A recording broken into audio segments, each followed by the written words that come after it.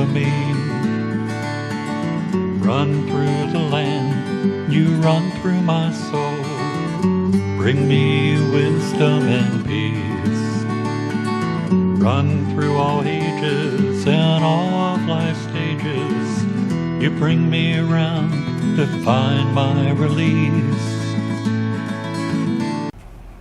Hi, this is Jan Lewis. Welcome to be my guest. Today we have a comedian with us, and his name is Jerry Caruso, and you are from Lynn, Massachusetts. Lynn, Massachusetts, and he made it here okay. Driving around in the traffic, but that's okay.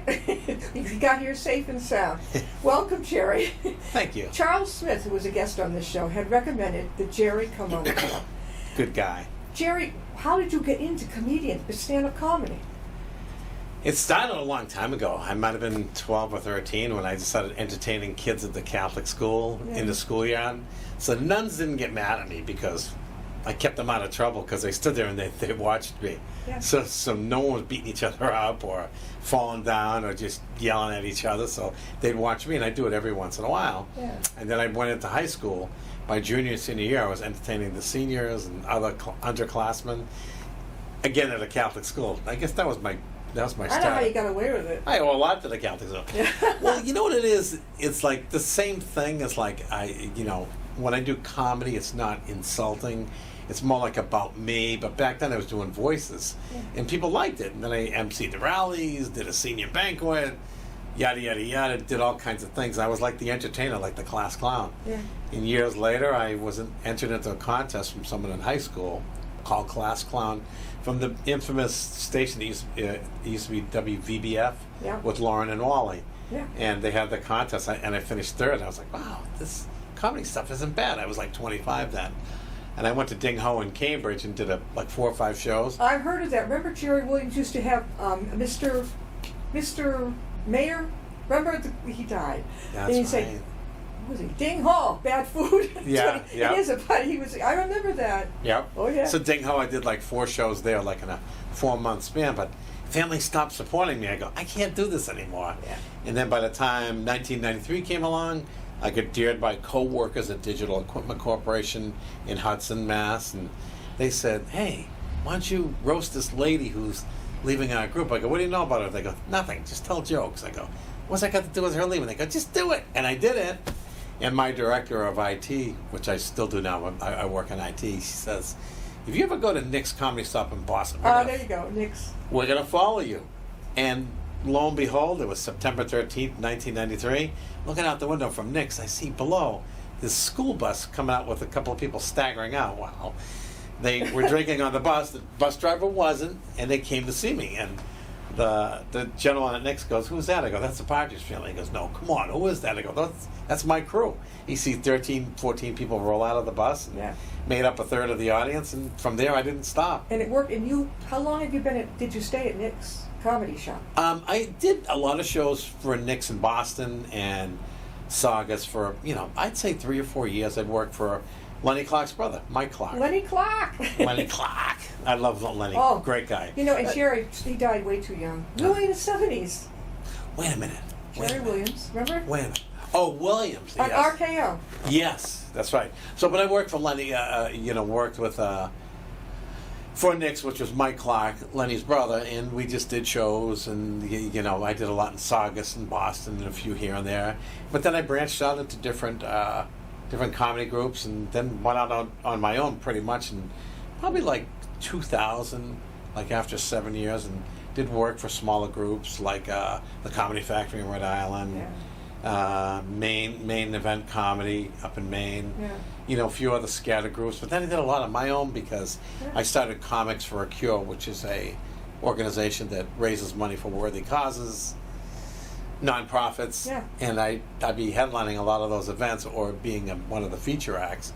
But then I kept doing it, and Comics for a Cure has been going since 1994. Well, so when you were 25, that was the end of corporate jobs, right? Or did you continue with that and then also do comedy? When I was 25, I just did comedy for 4 or 5 months. Yeah. And that's when the family stopped supporting me, and I go, all right, time to take a break. And then by the time 93 rolled in, they had me at Digital, and someone asked me, to do a show. You had to and, do the roast someone, right? yeah, and they had nothing for me to roast her with. I just told jokes. Yeah. And they liked it. They go, if you ever go to Nick's, we'll follow you. And they did. So you've been doing comedy ever since? You just quit? So it's basically, officially I say 93, but unofficially, I don't know, 69. But I can't count that because that was 2 years on and off shows. And then 2 more years, 72 and 73. And then 1 more year in, 1990. And then, whatever it was. And then it came, actually 80 I think it was. And then 93, I said, I'm going back into it. Yeah. For good. Yeah. No And matter are what. you successful at getting lots of gigs? After that, yeah. Because when I first started, you would be working 2 to 4 times a week, at least. Yeah.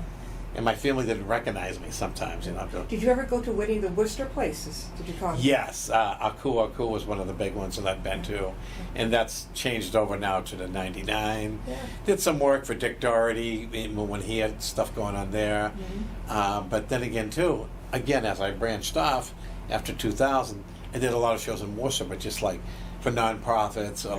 Tom's MS Group was one of them in Worcester. They raised money for people doing the MS walk. And it costs them so much if they can't raise enough money, so they backfill it with How the did money they we find make. you to help them fundraise? It's a combination of things. Facebook is people make fun of so much sometimes. It's a social site, but my name is out there, and if I post I'm doing shows, people find out that Word of mouth. Yep, we know you do comics for a cure. What is that? Tell us about it. I go, we raise money. Worthy causes and nonprofits. We're talking with Jerry Caruso, and he is a comedian. He's from Lynn. Lynn? Yep. And he started this so many years ago, and you loved it, and you stuck with it. Yep.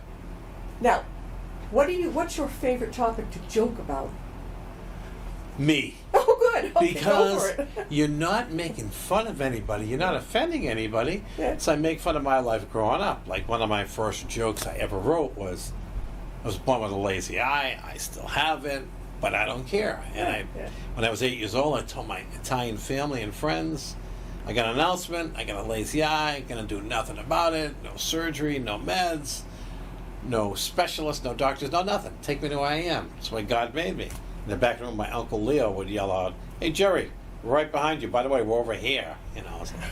I'd laugh at that. But then I met my wife in 83, early 83, and we went out for 4 or 5 months, and we clicked. And I said, "Honey, I'd love to marry you, but something stopped me." She goes, "Why?" I go, "Well, we get along well, we make a good team, we can do this." She goes, "So what's wrong?" I go, "This." She goes, "What do you mean this?" I go, "The lazy eye. No meds, no surgery, no specialists. Take me to where I am. This is the way God made me." She goes, "I do." We eventually got married. However, this lovely angel of mine always forgets about the lazy eye. Like 2 weeks ago, I had a show. It was a perfect example. I hugged her, kissed her goodbye, told her I loved her. She thinks I'm seeing someone on the side. I'm telling you. She said what? She thinks I'm seeing someone on the side. Oh, got it. But it's so true. But it's but you have to laugh at yourself. I laugh at being Italian.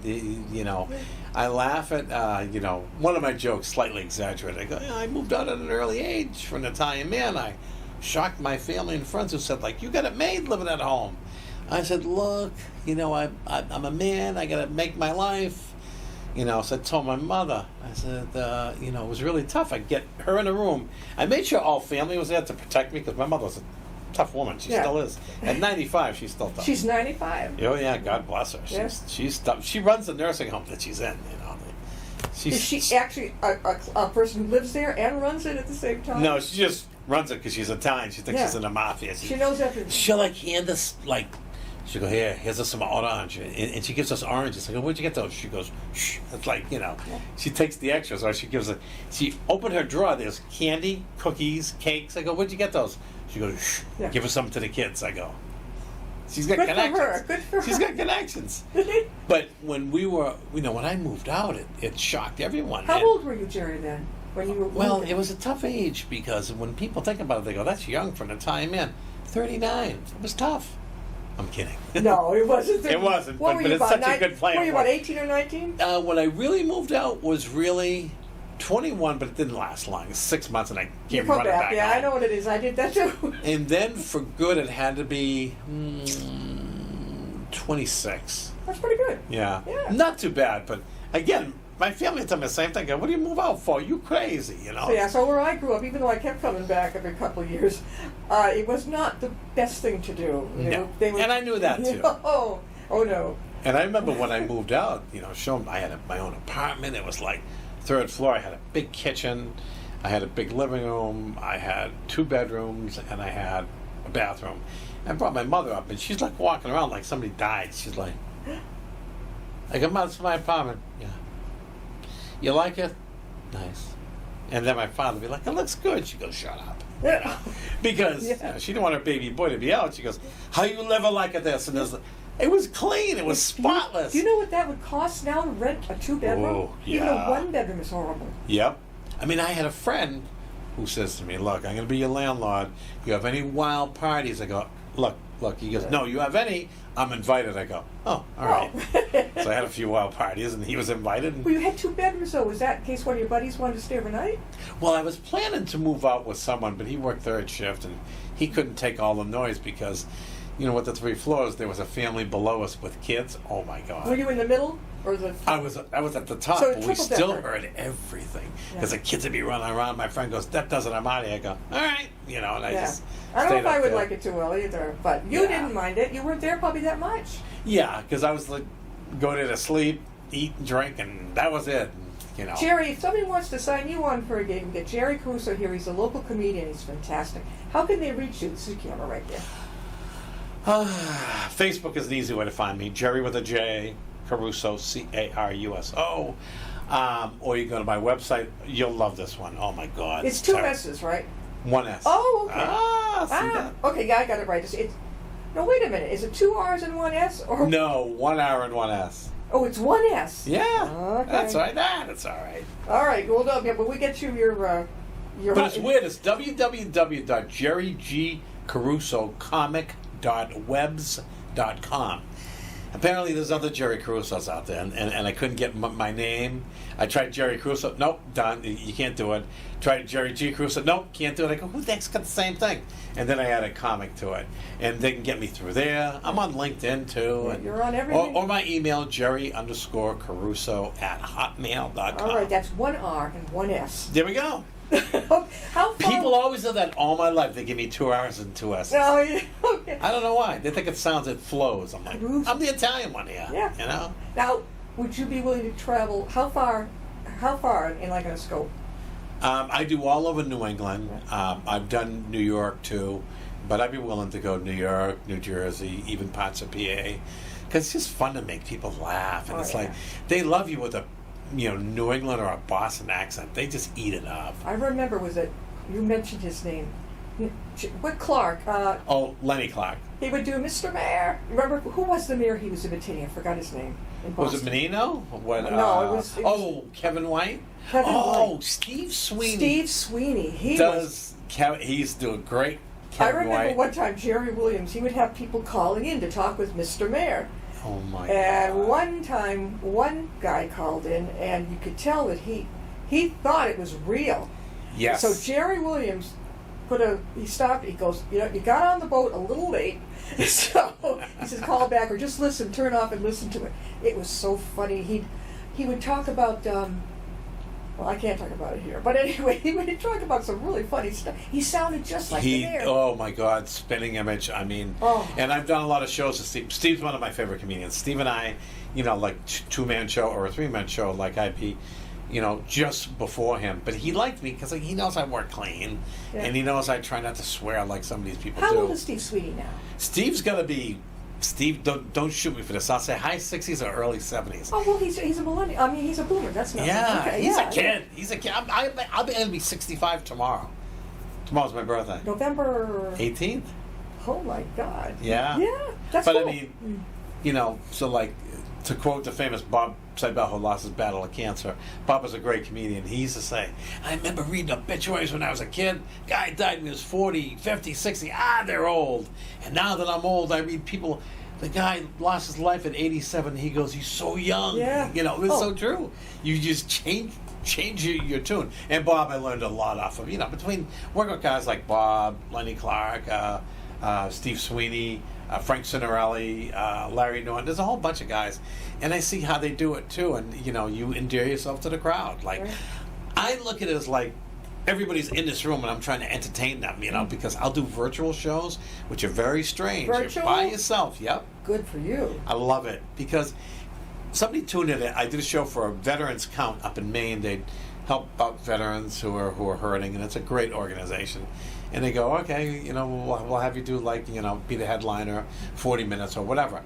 And my friend goes, me and my wife tuned in. It's like we were in the room with you, and Yeah. you were talking to us. You were asking questions. You go, okay, who's Italian here? I see a few of you. There's nobody in the room, but you know, Yeah. the cat and you know, clothes in our bed and our furniture. But I'm acting like there are people there. Yeah, that takes a lot of imagination. I know my grandfather used to say, I read the obituaries every day, and if I'm not there, I can go on another day. That's true. And you know what?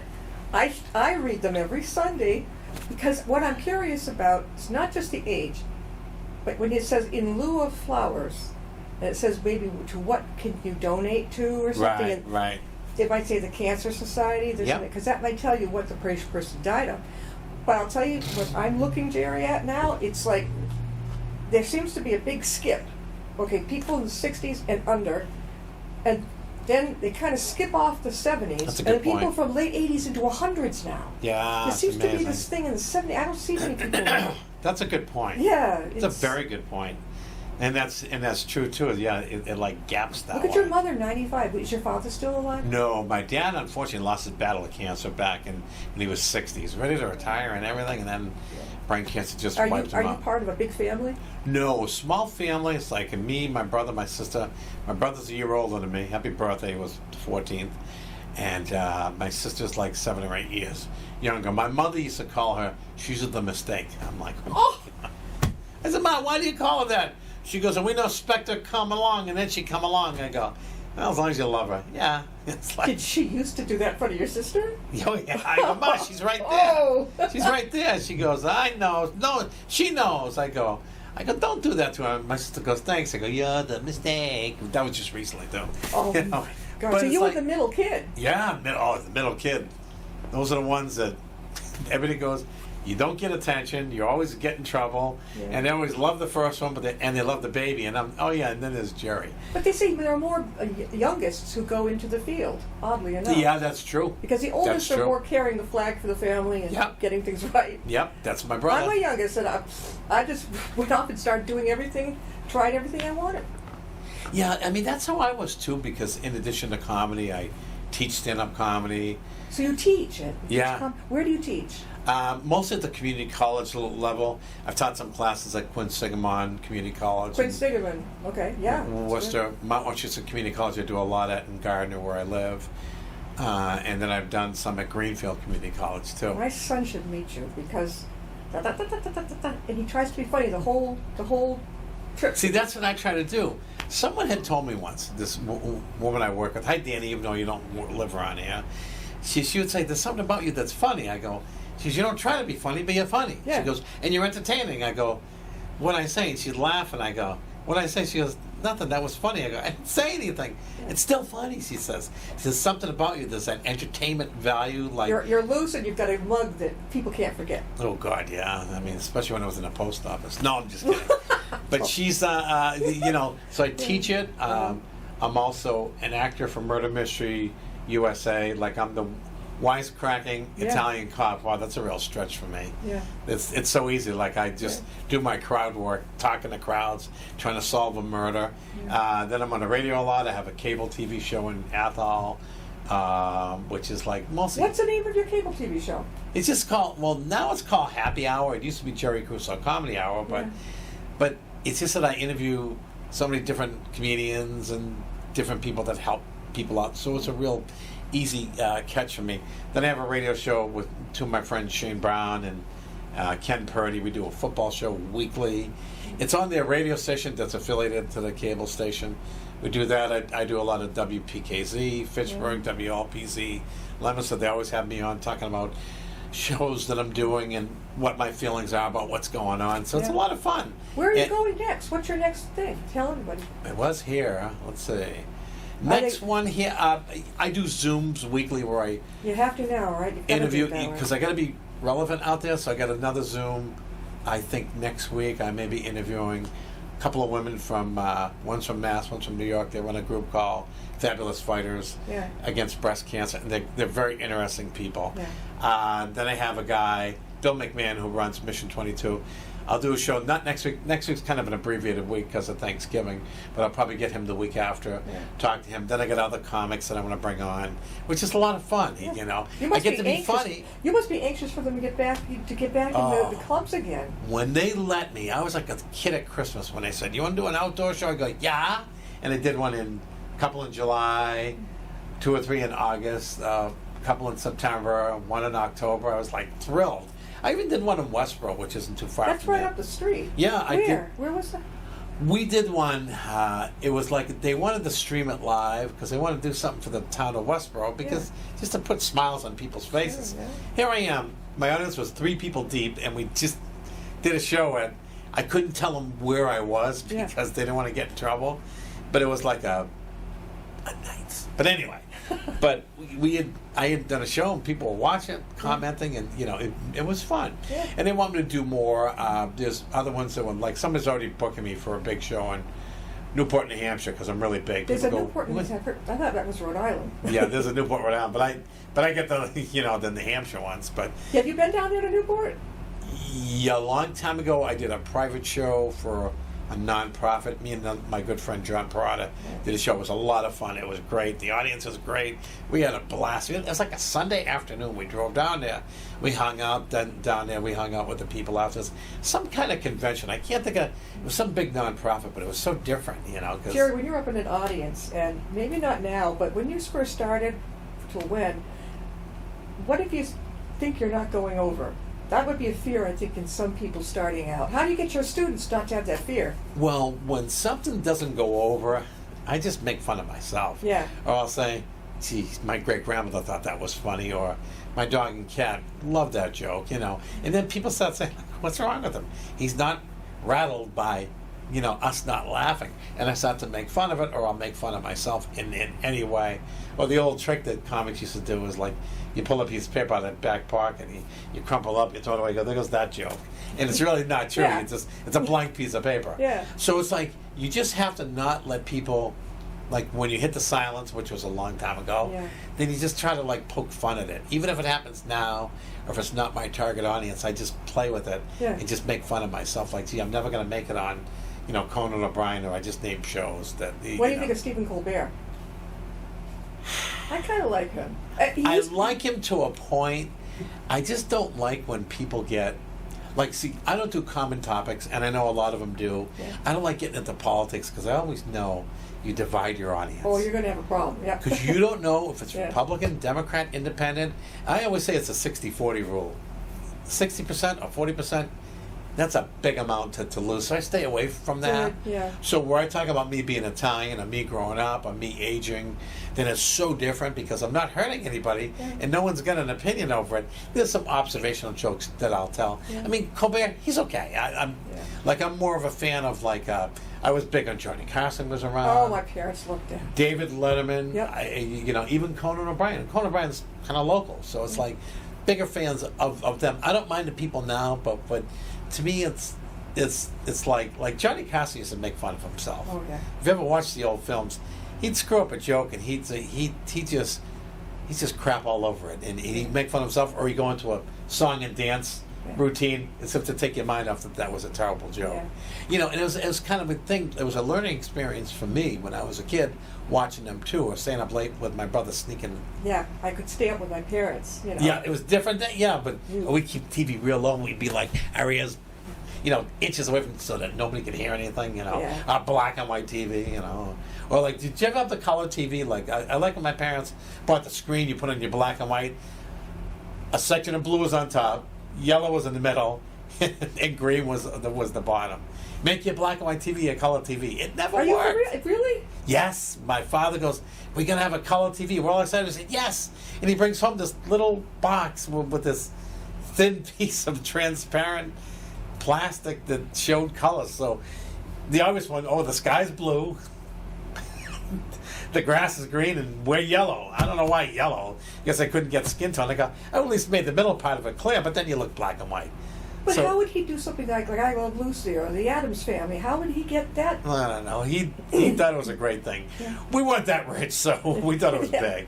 When we got, like the cable TV with the antenna, where you used to have to pull an aluminum foil out. I used to be the one to say, hey, Jerry, hold that aluminum foil and just go to the side of the TV.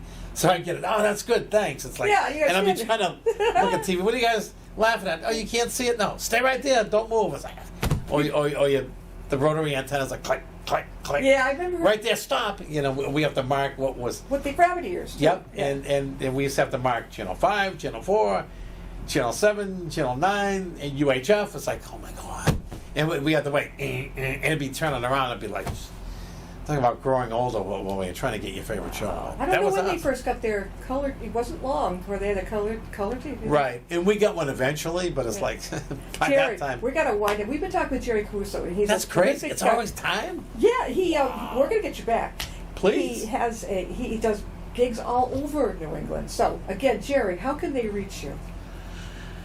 Let's see, Jerry_Caruso at hotmail.com. Facebook, Jerry with a J, Caruso, Caruso.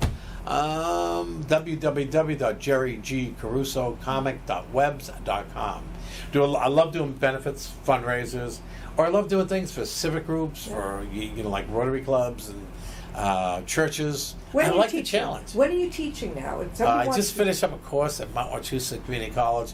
Hopefully, I may do it at like the Applewhite School again in Fitchburg. Okay. And I want to migrate back to Quinsigamon Community College. It's a great college. They have me like all over the place.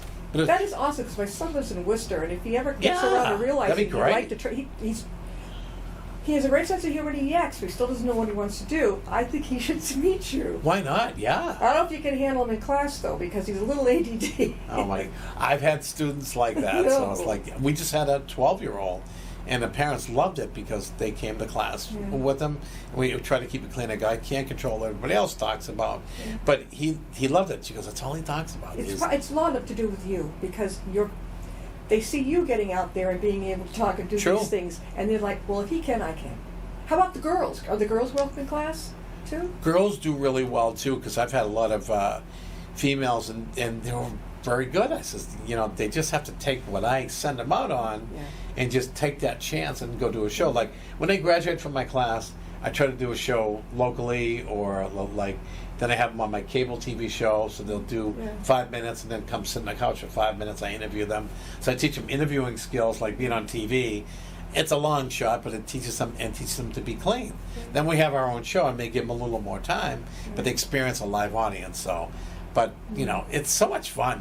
Just to see these people try to cultivate their material, and asking for help, and you give it to them. Sometimes they don't listen to you because the younger ones are like, "I got it. Did you? How come you didn't do it? Oh, I forgot." I'm there. Why don't you take my class? We're going to have him back.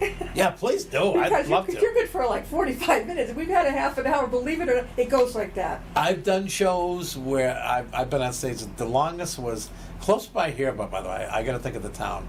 I was up for 1 hour and 25 minutes. Awesome. Just me. Ooh. But it's fun. We're going to have to give you more time next time. Please let me know, because I'd love to come back. Oh my God, I could listen to him all day. Hi, Ron. Hi, Tony. Those are two people I know in Upton, believe it or not. Thank you for being here. Thank you for having me, and let me know when you want me back. Oh, I will. I got plenty to say, all right, we'll see you next time and be my guest.